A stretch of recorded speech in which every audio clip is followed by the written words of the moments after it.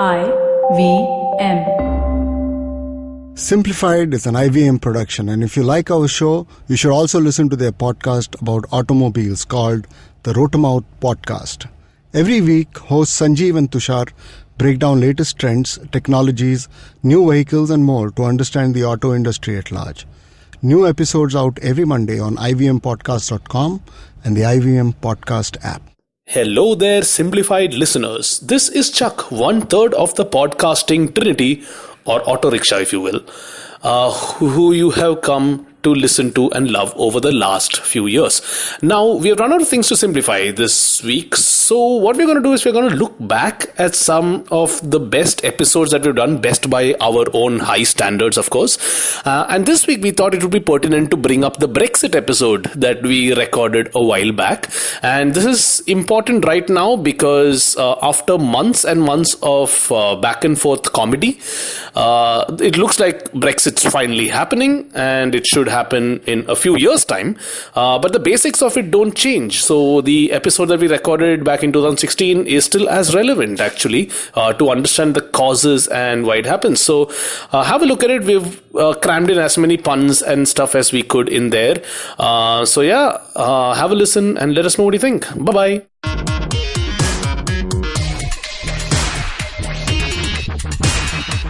Hello listeners, welcome to another episode of Simplified, the weekly podcast to help you appear smarter than you actually are to an audience that knows no different. Unless they start listening as well.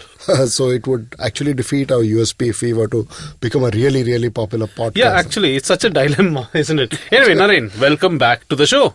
Thank you. I missed it. For those of you who missed the last episode, firstly, shame on you. You might have noticed that my venerable compadre, the Mughal of Malahad, the man who puts the ever and shine in Evershine Nagar, Narendra Shanoy, was missing from action. Oh boy.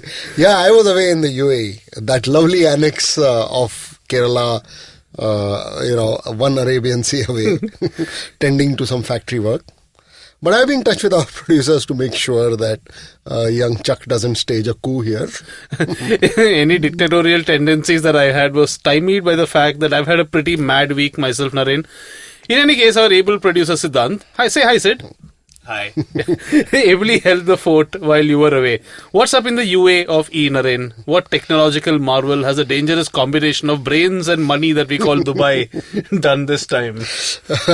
Among other things that I saw was an office that has been completely 3D printed. I've been hearing about this. Absolutely crazy. You actually managed to see it. I did actually. Yeah, it's staggering to see. I mean, it looks like just another office. Yeah, it's different. It's one of those architectural masterpiece looking kind of things. But yeah, it's pretty big.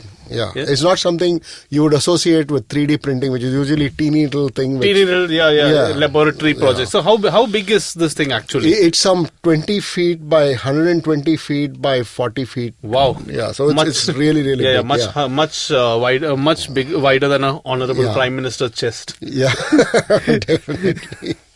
Yeah, and the whole thing apparently was done by a big robo arm, and the labor cost was basically roughly the cost of one person. Wow, okay. Didn't the entire Mallu workforce kick up a fuss? Well, one person to monitor the printer, and 7 others to install the building components, plus 10 electricians, plus specialists. So there were a decent amount of people. It's not like just one person running the entire show. About 97% would have been Mallu being Dubai. Yeah.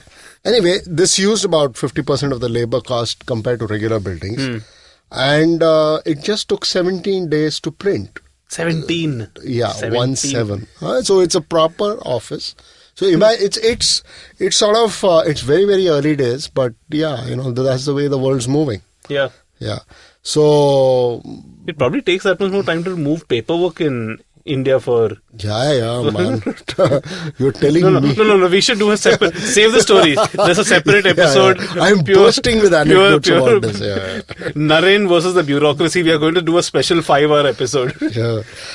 What were we saying? 17 days to print. So, we were talking about an artificial intelligence episode a little while ago, a few episodes back, in which we were wondering if all this churning that is happening in the technological field isn't going to put a lot of people out of work. It's going to dramatically reorganize the way the economy runs, because the primary thing in the economy is labor, and everything depends on how labor is factored into the economy. But so an interesting thing about this 3D printing building is, so while many people who would have spent time doing labor on this were put out of jobs in that sense. But I'm guessing this also created new jobs, in the sense people to actually build the 3D printer, people to man it and things like that, people to architect, 3D architects specific for 3D printing and stuff like that. So if you remember that episode on artificial intelligence, actually we said, but old jobs will get replaced by new jobs. It's like jobs are evolving. It sort of morphs in ways which is beyond anybody's control. So that's the scary part. We always wake up at 7 in the morning, we're in office at 9 and everything, and suddenly you're not wanted anymore. So and there's nothing anyone can do about it. So that's the scary part. Or suddenly the office that you're going to is 3D printed. We're going to take a small break now. We'll 3D print a loo. We'll be back very shortly, and we're going to come back with a massive topic. Yes. From the West. Stay tuned. Long, long ago, not in Bethlehem, but in a place nearby, there was a wonderful birth of a huge show, which I like to call Cyrus Says. A show that encapsulates everything in human history, from the first Homo sapien to the last Homo sapien, who's traversed the entire world and then come back to India. This is a show which tells you everything about everything. If you want to know, avoid Google, come to us. It's called Cyrus Says. Get new episodes every Monday on the IVM podcast app or wherever you get your podcasts on. You get one banana vada free with every podcast. Right. I'll just check that. We hope you enjoyed that ad. We are back, and we are going to talk about something interesting happening in the West. Naren, increasingly you must have noticed a bit of turbulence happening in Europe of late. My son keeps asking me to watch it. Wow. The Euro 2016. Oh, damn. Sorry, I just thought very highly of your son for a minute there. That too. But a bigger issue is at hand, Naren. Apart from 22 men in shorts running around trying to get at a football, we of course talk about the Brexit. England leaving the European Union, isn't it? Yep, I think it might be worth a while to have a look at that. So what is the Brexit? Okay, or to give it its full Christian name, the withdrawal of the United Kingdom from the European Union. This sounds a bit like coitus interruptus, which it might just well be. But straight off the bat, what is the UK and what is the European Union? Countless amount of confusion have arisen, especially in drunken bar conversations. So let's clarify. There are 5 countries that are involved, as it were, over here. There's Northern Ireland, there's Southern Ireland, there's Wales, there's England and Scotland. Right? England, Scotland and Wales are one big ass island by itself, which sort of looks like a platypus taking a shit. And Northern Ireland and Southern Ireland together look like that pile of shit. Sorry about that. 5 countries. Britain, what we call Britain is just England and Wales. Great Britain is England, Wales and Scotland. That first island, the platypus. The UK is these 3 islands, England, Wales and Scotland, plus Northern Ireland. So basically the top part of the turd. And the British Isles are all 5 countries, the platypus and the dump, plus smaller crown dependencies like the Isle of Man. So there are actually hundreds of little islands over there. So all of them together constitute what are the British Isles. The chaps who are part of the Brexit now is the UK. Yeah, the UK. So meaning just England, Wales, Scotland and Northern Ireland. Yeah. David Cameron, again to be clear, is the Prime Minister of not England but the UK. It's a United Kingdom. Yeah, of the United Kingdom of Great Britain and Northern Ireland. Northern Ireland. Yeah, there's a lot of confusion. It's I remember we once did a project for Visit Britain, and we were very confused ourselves. What is Britain actually? So Britain technically means England, Wales, and Scotland. England and Wales only as per this this definition. But then they said no. It's actually the campaign tagline was Visit Great Britain, which is okay, England, Wales, and Scotland. But they said no, but Northern Ireland is also part of it. Just make up your damn minds already. What do you want us to promote? And the Queen? The Queen is actually the queen of many things actually. The UK, Canada, Australia, New Zealand. And yet nobody knows actually what she does. The Queen, Naren, is the Sahara Corporation of state heads. Nobody knows what it's there for or what it actually does. You see a lot of it on air. It's always on the news. But in terms of actual function or economic value, nobody knows. Anyway, where were we? The countries constituting the UK. So we have the Brexit. We have pissed off India's Prime Minister as well as the state head of UK, Canada, Australia and New Zealand. So we'll have to go to Sweden for asylum. Did you see her recently? I don't know what it was. There was this these videos of the Queen out in the palace waving at people. Resplendent in that Vastu color green. Yeah. But awesome. I hear the Queen's actually a pretty chilled out lady actually. Yeah. So apparently I heard a story of a woman who did not know what the Queen looked like and just wandered into the lawns of Buckingham Palace or whatever, and just generally and she actually confronted the Queen. She didn't know that she was the Queen and said, hey, have you met the Queen? And the Queen said, I haven't. And he pointed to the bodyguard, but he has. She's kind of cool, yeah. Yeah, I've heard. Also, I've heard a little digression here. So I was just reading this very, very touching article in the New Yorker about what they're doing, what the Assad government in Syria is doing to the doctors there. Mm-hmm. What they're doing is they're killing all medical professionals. Whoa, okay. Because they don't want doctors to help rebels who are wounded, something like that. So they just catch doctors and kill them.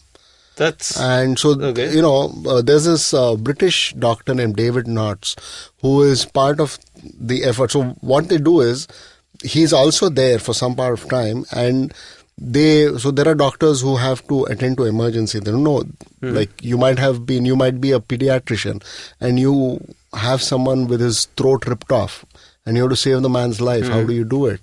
So they reach out to doctors in the UK, other doctors who give instructions over social media messaging, YouTube, whatever, and teach them how to do it. Wow. And David Knotts has done a lot. He's gone, he's risked his life. And after a couple of years of his doing that, he got the Order of the British Empire. Okay. And he's seen a lot of really terrible things. So when you get that, you get that's awarded by the Queen. So the Queen was briefed about his work. So she asked him how are things there and he had prepared. He knew it would be asked, so he put a brave. He had decided to put a brave front and tell that. But something happened and he just broke down and started crying. So the Queen, unflappable as ever, called for her dogs, corgis. And they sat and petted the corgis for 10 minutes. It's beautiful, very touching. Wow. Yeah. Where were we? Yeah. After making fun. Okay. Countries constituting the UK. And hence the Brexit. Yeah. Okay, a Brexit from the EU, from the European Union, that is. So what is the European Union? Most people just assume that it's all the countries in Europe, which is a fair assumption actually. It's not too off the mark. It's a political economic group of 28 countries in Europe, and I'm sure you're all bursting to ask what those 28 countries are, mostly because not too many people can name all 28 countries exist. So here they are in alphabetical order for your enjoyment. Austria, Belgium, Bulgaria, Croatia, Cyprus, the Czech Republic, Denmark, Estonia, Finland, France, Germany, Greece, Hungary, Ireland, Italy, Latvia, Lithuania, Luxembourg, Malta, the Netherlands, Poland, Portugal, Romania, Slovakia, Slovenia, Spain, Sweden, and, of course, the United Kingdom. Well, I love it how the United Kingdom just comes last in that list. No, why was the EU formed? It's a long story really, but after, long story short, after World War II, Germany and France decided enough of this nonsense. Let's still live in an age of peace, beer and wine. noble indeed. Yeah. And hence their unity paved the way for many cooperations and things like that. And eventually the countries and other countries decided, hey, this peace thing is actually not a bad idea. And it boosted, and from their point of view, it was an age of rebuilding and commerce was becoming bigger. The age of war was over and more countries wanted to trade with each other more often, and they realized a unified Europe is actually is better for trade because movement through borders and stuff like that. So, Correct. Hence was formed eventually the European Union. The formal name came in 1993. What's happening right now is in UK is a referendum, which is you put out a question to the electorate. One single question. Yeah. One single question. Yeah. Yes or no. Yes or like no. Yeah. over here it is, do we leave the European Union? And the population in their infinite wisdom choose either yes or no. And I'm guessing this could be absolutely any question. Like, I don't know, what suit should the Prime Minister wear today? I mean, I'm guessing this referendum question could be anything. So this is not the first referendum on whether to join or leave the EU. There have been plenty actually, starting with Ireland choosing whether or not to whether to join or not back in 1972. Most referendums, referenda. That sounds like Yanada referenda. Most referendums end positively. That is, they choose to join the EU or stay with the EU. But Norway has rejected it twice. The last country to referendum yes is Croatia back in 2012 when they joined. Switzerland is not in that list. Yeah, Switzerland is an interesting case actually. The Swiss consider themselves very neutral, pH equal to 7 level neutral, and they don't want to be a part of the EU, and they have the reasons. So apparently for them the pros are the pros outweigh the cons of not joining the EU rather. However, it is part of what is called the Schengen area, a group of 26 countries. Different from the 28 countries that we spoke about earlier, with open borders. So technically, a Swiss national can go and work anywhere in these areas, and travel for foreigners is damn easy. By the way, do you know why it's called Schengen? I'm sure you've heard the term Schengen before. Yeah. I have no idea. I can't even think of a poor joke to make. Nothing rhymes with Schengen. but there is a Hindi movie song. Shenzhen Sapatan. So that's at least there. So I'm guessing that's not a Shenzhen. Guessing not. Yeah. I know that they play Bollywood music now to get rid of ISIS, but no, that's not the story. So Schengen is actually a small winemaking village near Luxembourg, or rather in Luxembourg. And it's actually the point where Germany, France and Luxembourg meet. Oh, wow. Yeah. So it was in this little place that this agreement was signed for the first time. I have no idea why they chose this place. Probably because it was the common point of Germany and France. But okay, cool. So Luxembourg also happened to be there. So they signed it over here, and that area became known as the Schengen. That's why it's called a Schengen visa. So in fact, most of these treaties and things like that are named after the place where it was. Like the Bretton Woods thing for the IMF. Yeah, or even just Bretton Woods. There's the Kyoto Protocol. There's lots of Simla Accord. So similarly, we have the Schengen area, Schengen visa, whatever. Schengen agreement actually, which led to the Schengen visa and Schengen area. So now we have clarified what the UK is and what the EU is. The UK has been a member for a while now, and now a few people who stay in UK want out. But before that, what's the Eurozone? To complicate things even further, the Eurozone is a group within the European Union that have accepted the euro as a currency, which is it's a sole legal tender. This consists of a few countries which we will not get into, including France and Germany. So for them, the euro is the sole currency now, sole legal tender. So what is Europe, can I ask? Let's get into, I think we should get into that later. All we need to know is there's a lot more countries and islands, including parts of Russia and Turkey. Okay, I think we should take a break now. We definitely need a break. And stay with us and learn everything about Brexit there is now. Or as much as we know. As we know. See you right around. Yeah. Tired of the shrill madness of primetime television? Can't make sense of your morning newspaper anymore? Then take a break to delve into some real conversations about policy, politics and economics. Join me, Pavan Srinath, And me, Hamsini Hariharan. as we analyze news and views from India and the world and talk to experts on a wide range of issues on the Pragati podcast. Episodes out every fortnight. You can find us on the IVM Podcasts app or wherever else you get your podcasts from. Alright, so we're back. Welcome back. And it's Simplified here. And we are today talking about Brexit. The Brexit, yes. The word on everyone's lips. The sexy acronym. Brexit. So, baby. No. Never do that again, Naren. Wrong podcast.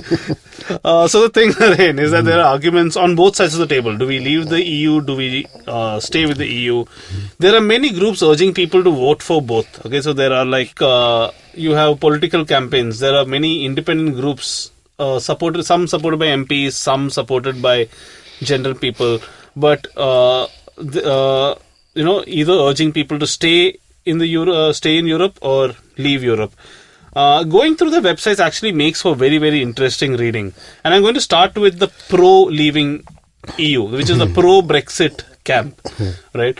They say that we can save, and when I say we, I mean the UK, can save £350 million a week, which they apparently send to the European Union. Wow, that's a lot. Yeah. The UK, and the crux of their campaign says that the UK can save £350 million a week, which translates to one NHS hospital every week, 8,000 new cops a week, housing, etc., etc. They also say we'll be in control of the borders a lot more, and I quote from one of their websites: "In a world with so many new threats, it's safer to control our own borders and decide for ourselves who can come into this country and not be overruled by EU judges." I wonder who they mean, Naren. Not very subtle. Not subtle at all. And there's more. Apparently, being in the European Union stops UK from signing their own trade deals. So they can't go off and do random shit like signing their own deals with even their allies like Australia, New Zealand, India, China and stuff like that. And lastly, they can't even make their own laws. All these things are governed by the European Union. Hence, I think it's clear as to why it can be a bit of a bother for some people who believe in all things Britain and things like that. They really have their nuts tied up. I wonder if the EU has a say in who their football team members can be. The website where I read all this ends with what sounds like a very bad Bob Dylan lyric. We love Europe. The problem is the EU. Now, this 350 million campaign itself, this whole, we send 350 million, we can save and we can buy so many things with that. It's being criticized quite a bit, actually. The money actually doesn't leave the UK. It's actually overstated. And it doesn't take into account a rebate that's been negotiated by Margaret Thatcher a few decades back. And most importantly, it discounts the spending that the EU does on the UK itself. That's convenient. Yeah, it's quite ungrateful of them, actually. Yeah. The other side, the camp that's telling people to stay in Europe, it's called Britain Stronger in Europe. That's a mild hound thing. But Britain or the UK now? Okay, let's not start that again. Okay, sorry, carry on. Yeah. But why this whole anger against Europe? In many ways, it's the same thing as Trump. People want change. I think they're just fed up with this whole. I think they think that politics hasn't changed for so long. The same type of people coming, promising, not delivering. They just want something radical, and that's really one of the reasons why blue-collared white people in the US are voting for Trump. Correct. They just want some sort of change. There's no change. Bush comes, Clinton comes. Obama comes, no change ever happens. So a very non-specific malaise rather than a very specific. I don't think there's anything specific about this. It's anti-establishment. We don't trust authority. That whole sort of thing. And this whole thing actually can. has started getting very, very ugly, actually, the whole Brexit thing. In fact, there are people who are campaigning for people to actually mark, so the ballot papers have to be checked. So remain or leave, whatever, and one of the two boxes needs to be checked. And these campaigners are saying use pen instead of pencil for voting because they will be tampered with later by either camp. So it's actually getting pretty dirty, ugly. yeah, ugly. Yes, A lot uglier than things. UK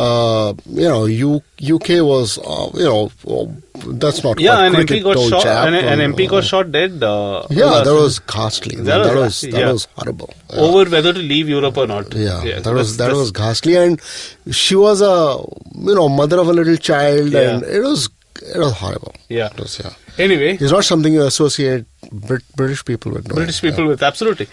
Anyway, the other side of the coin, their campaign is called Remain, and I remember I remember listening to this in some podcast. They said, it sounds a lot less sexy than Brexit. The Brexit guys have got it because they've got a nice, sexy acronym. Remain, and I love the argument one of these guys made. He says, Remain is a state of inactivity. It's actually almost like a negative term. Firstly, it's not catchy. It's not catchy like Brexit. It's not a sexy term like Brexit. Remain makes it sound like, okay, I'm just sitting here doing nothing. On the other hand, if they'd use something like stay, which has a little more positive connotation to it and a little more action oriented. Yes, I have taken this decision to stay. That sounds more positive than remain. But semantics aside, they have a lot of arguments actually. More jobs and opportunities, which being one of the biggest ones. It's easier to travel and work in other countries. There will be lower prices for food, healthcare, holiday, duty free, and guess what? Even roaming on your phone. Economically, they say 9 out of 10 economists say UK would be absolutely doomed if they left the EU. Indeed. Yeah. And apparently 66 million pounds every day comes in as investments from other countries. Wow, that nicely counters the 350 million or whatever they were talking about spending. Exactly. So 66 million a day, assuming weekends are off, that's 330 million a week in already. EU membership has also apparently increased wages, have positively affected workers' rights, and leaving it apparently will decimate the famed National Health Service. Plus, of course, general instability and things like that. The pound will fall significantly. Every day in the papers, I'm not very clear. How is it going to decimate the NHS? I just don't understand that. I read it earlier as well. But, I mean, there are a bunch of Indian doctors, Mallu nurses. There's no, Poles, or they're not those Czechoslovakians.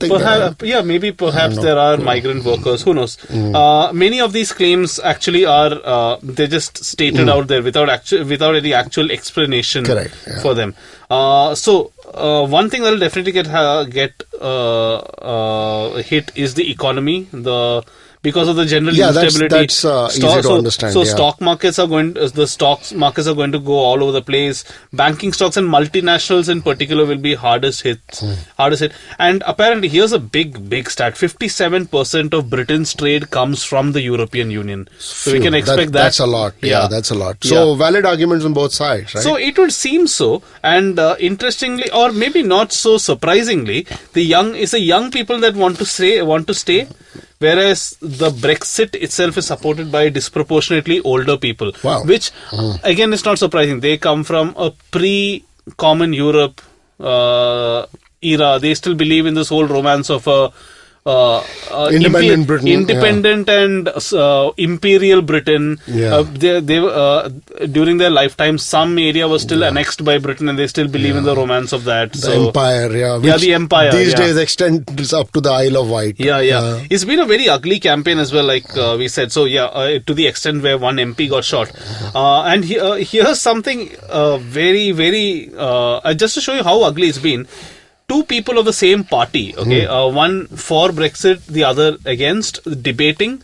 The Energy Secretary Amber Rudd branded her Conservative colleague Boris Johnson, the former mayor of London. She labelled him a liar and said he is not the man who you would want to drive you home at the end of the evening.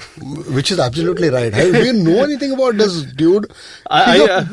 Fancy piece of goods. This Boris Johnson. I haven't. He used to be a journalist, and he used to just make up stories, make up quotes, all kind of rubbish. Which, to be fair, is a good qualification for a politician in any case. Yeah.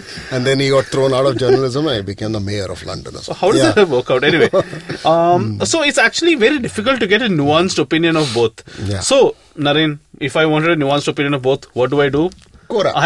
Absolutely. I type in Brexit Quora with a fair amount of hope and yet trepidation. You know that feeling when you followed a recipe only to realize that instead of black pepper you have, for some unknown reason, added soya sauce instead. You have no idea what you're going to get at the end of it. It could be spectacular genius, or you could be just something that you would want to throw up. That, Naren, is the same sort of anticipation one gathers when opening a thread on Quora from Google. So what did that venerable site have to say?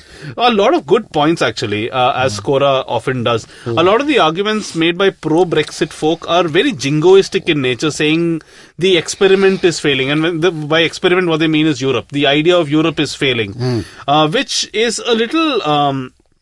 but here's the thing.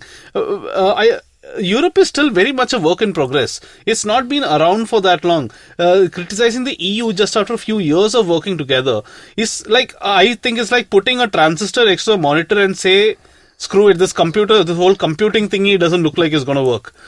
Yeah. Another gent said the UK actually owes a lot to the EU. Its status in the world and the fact that it's now USA's BFF, as he put it. As they say. Yeah. And one gent put out a very, very big post on what all the UK will miss out on. And he spoke about all the things that I spoke about a while back, the economy and jobs and things like that. And he ended it, Naren, quite poignantly, with booze and fags. So his entire article was extremely nuanced. His entire answer, rather, was very nuanced. And he ends it with booze and fags, because apparently you won't be able to cross the channel, English channel, to Sainsbury's and Calais in France to stock up on cheap wine. So wine is going to get more expensive. Booze and fags are something which go straight to the simple hearts of the people of Britain. Yeah, that's true. Yeah.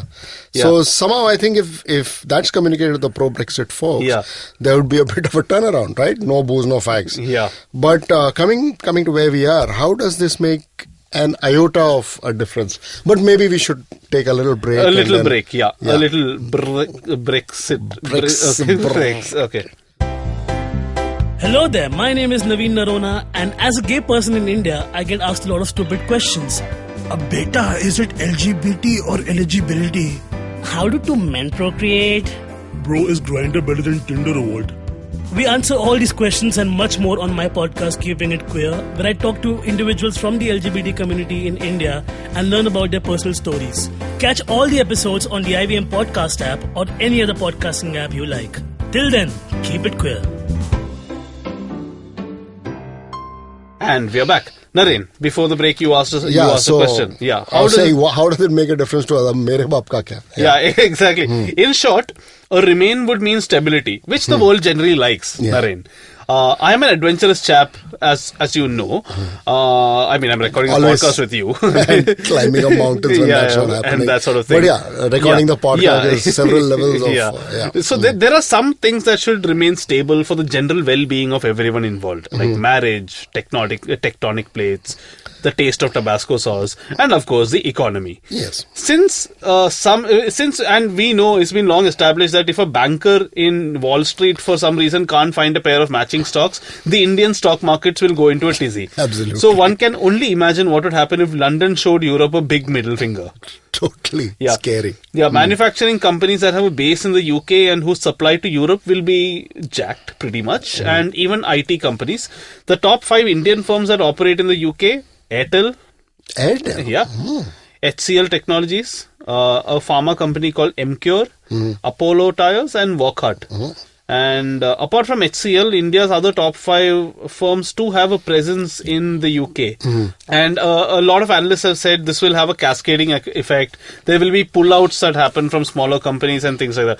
And let's not even get into what that would mean in terms of currency, what that would do to the pound. It's a big churn, yeah. Yeah. But I'm guessing that India is too important for the UK to ignore. Because we simply are too big a market, too growing, yeah. Our economy has grown a lot, so no one can really ignore us. Yeah. And they would be sending their own delegates correct. So, to us in case an exit happens. So a UK contingent by themselves would come. One of the pros coming to India, however, if a Brexit were to happen, Naren, interestingly, is mangoes. Indeed. Yeah, because apparently there are some EU laws that are putting limits on. I remember we spoke about mango diplomacy a few episodes back. Yeah. Overall, Naren, I think there's much to be gained with a unified Europe. A lot of the harangues of the Leave campaign seem very jingoistic and slightly difficult to swallow. Like that whole 350 million thing seems to be a little over the top, especially since they're discounting the benefits that are coming into Europe. And also this whole thing about closed borders and things like that. I think that doesn't belong in a day and age like 2016. The Economist, a newspaper that I highly respect, themselves have openly said that it's anti-Brexit, and they have made their stance very, very clear. They've said, which is unsurprising because they're a very capitalistic publication. Yeah. I love this one thing I read. I don't know if I read it on the Economist article or I heard it on the Economist podcast. While Britain can change their political stance, one thing they can't change is their geography. The fact of the matter is they will still need to trade with Europe. It's not like they're saying, okay, enough of this Europe nonsense, I'm packing my bags and going to another geography. Yeah. You can't move there's a whacking great ocean on the other side. The platypus can't just platypus can't fly, so there we go. So which makes me wonder what would happen if any state in India actually wanted to exit, or do you think that could happen? Well, in a way, isn't that what's happening when states kind of split up? Well, yeah, actually. Except that Andhra splitting up into Telangana doesn't sound as sexy as exit. Gujarat splitting up would be called Kach Me if you can. Oh dear. This is a train of jokes just waiting to happen. Goa would be go away. Actually, interestingly, Goa. Goa is interesting. Both the for and against camp can be go and which the same thing can be said of where I come from, Bahrain. So you're either Bahar or you are in. So you can actually use the same name for both camps. Enough. I think that's enough. So, Naren, what have we learned today about? So we've learned that we are in for some interesting times. Hopefully, by the time this podcast comes out, the matter would have been settled, and I'm hoping that Britain stays within the European Union. In my mind, the big reason is that the reasons for leaving are really ugly. I hope it doesn't come to that. And if they're really, if the leaving camp thinks that it's getting away without immigrants, it has another thing coming. Yeah, absolutely. Because all the Poles are going to go away, all the Indians and Bangladesh are going to come. It's not going to solve any problems for them. Yeah. On that note, on that slightly geopolitical note, we will end this episode. We hope you enjoyed Simplified. If you do, please subscribe to us on any of these apps that you get. And we will catch you guys next week. Have a great week. Yep. See you then. Bye-bye.